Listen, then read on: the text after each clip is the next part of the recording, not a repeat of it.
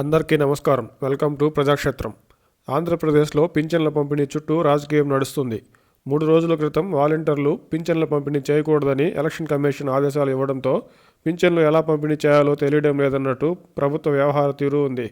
ఈ వ్యవహారం కాస్త రాజకీయ పరిణామాలకు దారితీసేదాకా వాలంటీర్లు లేకుండా పింఛన్లు ఎలా పంపిణీ చేయాలో విధి విధానాలను రూపొందించడంలో ప్రభుత్వ నిర్లక్ష్యం కనిపిస్తుంది. వాలంటీర్లు లేకముందు పింఛన్లు పంపిణీ చేసిన రెవెన్యూ పంచాయతీ వ్యవస్థలను దాదాపు 12 మంది సభ్యులుగా ఉన్న గ్రామ వార్డు సచివాలయ వ్యవస్థలు ఉన్నప్పుడు పింఛన్ల పంపిణీకి గందరగోళం పడాల్సిన అవసరం ఏముంది?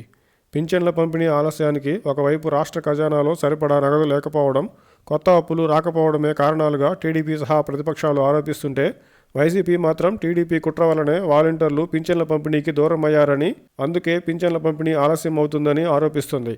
అయితే పింఛన్ల పంపిణీ ఆలస్యం అయ్యే కొద్దీ వాలంటీర్లు లేకుంటే పింఛన్లు ఇవ్వలేరా అనే ప్రశ్నతో పాటు వైసీపీకి సైతం ఇబ్బందిగా మారొచ్చు. ఇరుపక్షాల ఆరోపణలను పక్కకు పెడితే వాలంటీర్లు పింఛన్ల పంపిణీకి దూరంగా ఉండాలని ఎలక్షన్ కమిషన్ ఆదేశాలు ఇచ్చి 3 రోజులైనా రెవెన్యూ పంచాయతీ వ్యవస్థలు, గ్రామ వార్డు సచివాలయ సిబ్బంది ఉన్నప్పటికీ ప్రభుత్వం ఎటువంటి ప్రత్యామ్నాయ ఏర్పాట్లు చేయలేకపోవడం ఖచ్చితంగా ప్రభుత్వం యొక్క అలసత్వంగానే చెప్పవచ్చు.